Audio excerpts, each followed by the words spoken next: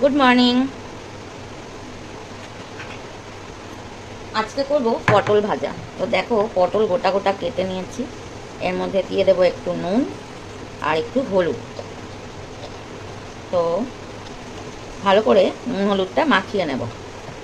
কড়া গরম হয়ে গেছে, দিয়ে দিচ্ছি সর্ষের তেল। তো অনেকগুলো পটল আছে, তেলটা একটু বেশিই দিতে হবে। তো ভালো করে নুন হলুদ মাখিয়ে আর পটলটাকে ভেজে নেব। তোমরা কে ভালোবাসো পটল ভাজা আমাকে জানিও কমেন্টে।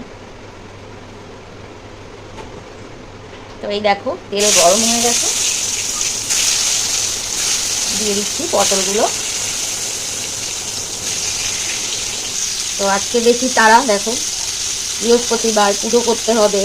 তো আমি দুদিকে বসিয়ে দিয়েছি রান্না, একদিকে মাছ, পার্শে মাছ, আর একদিকে পটল ভাজা।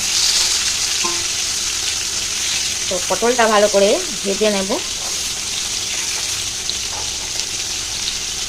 অনেকে পটলটা খোসা শুদ্ধই ভাজে, এই যে ওপরের স্কিনটা ফেলে না। তোমরা কী করে করো আমাকে জানিও, আর যদি ভালো লাগে ভিডিওটা দেখো। এই দেখো এখানে বসিয়েছি পার্শে মাছ ভাজা হচ্ছে, এখানে সর্ষেও বাটা হয়ে গেছে। এই দেখো পটলটা বেশ ভাজা হয়ে এসছে। তো আরেকটু আমি উল্টে দেবো, আর এই মাঝখানগুলো একটু চিড়ে দিয়েছি, ভালো করে ভাজাটা হয়ে যাবে।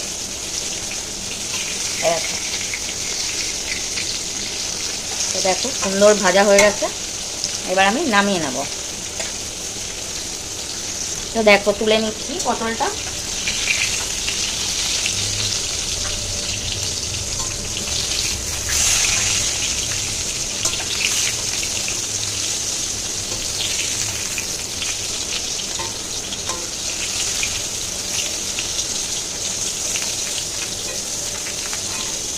আর হবে গরম গরম রুটি।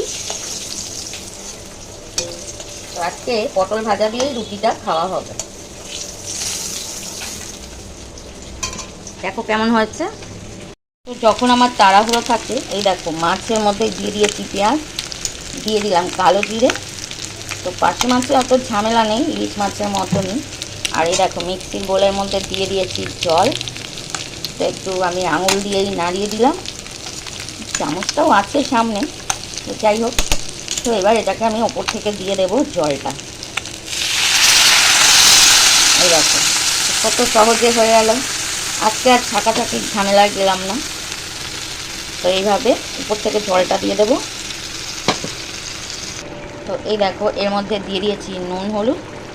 তো মাছের ঝাল প্রায় রেডি। তো এবার নামিয়ে নেব, আর একটু ঝোলটা আমি কমিয়ে দেব। তো দেখো কত সহজভাবে আজকে মাছটা রান্না করে নিলাম। খুব রেডি হয়ে গেছে পার্শে মাছের ঝাল,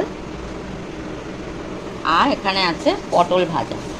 তো কেমন হয়েছে দেখতে? দেখতে তো খুব ভালোই হয়েছে, খেতেও ভালো হবে। আর ভিডিওটা সবাই দেখো, লাইক করো, শেয়ার করো, কমেন্ট করো প্লিজ। নতুন ভিডিও পাওয়ার জন্যে